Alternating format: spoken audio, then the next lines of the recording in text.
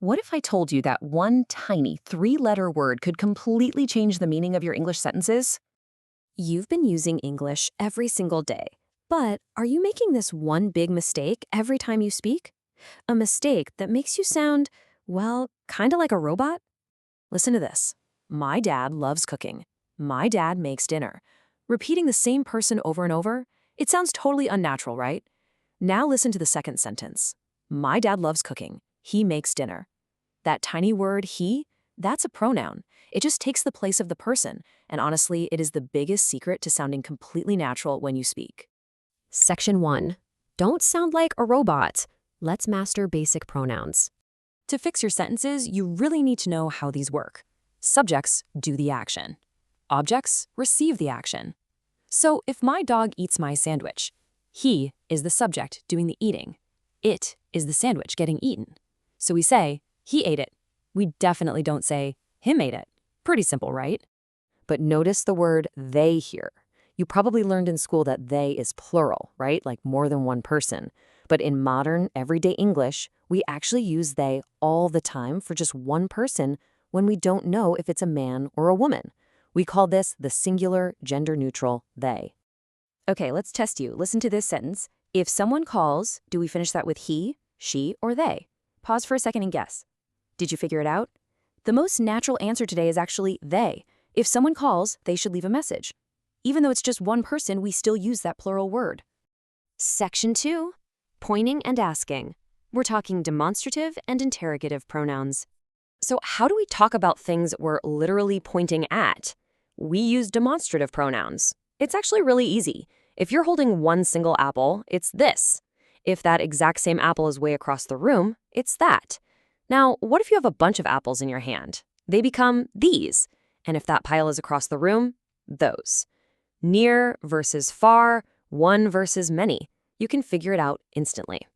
But what if you need to ask a question? Like, which word do you use to ask about a specific person? Pause and think about it for a second. It's who.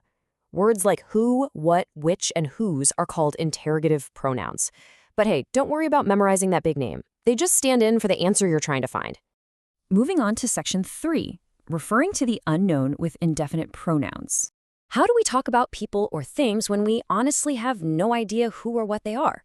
Well, we use mysterious words called indefinite pronouns. These are words like someone, anybody, everything, nobody, all, and some. For example, if you find a jacket sitting on a chair, you have no clue who owns it, so you just say, someone left their jacket.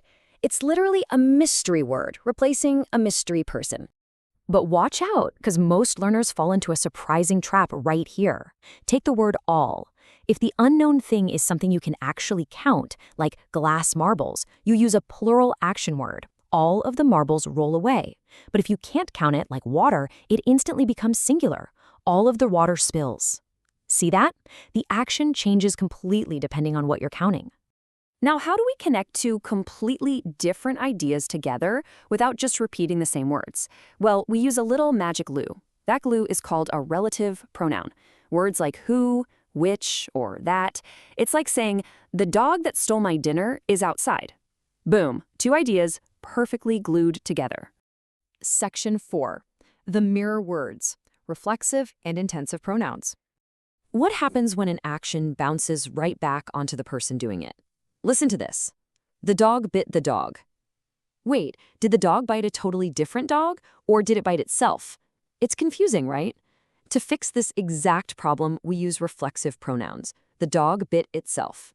Words like myself, yourself, and itself reflect the action right back to the subject, exactly like a mirror. It completely saves our sentences from sounding super clunky. But there's a catch. Did you notice how these exact same words can actually do a totally different job? She taught herself is a reflection. But if I say I will talk to Anna myself, I am not talking to myself. I'm adding some serious emotion, like I will do it myself. When we use these words just show strong feeling, we call them intensive pronouns. All right, section 5, the biggest pronoun mistakes. These are the common traps you absolutely need to avoid. Listen, pay very close attention here.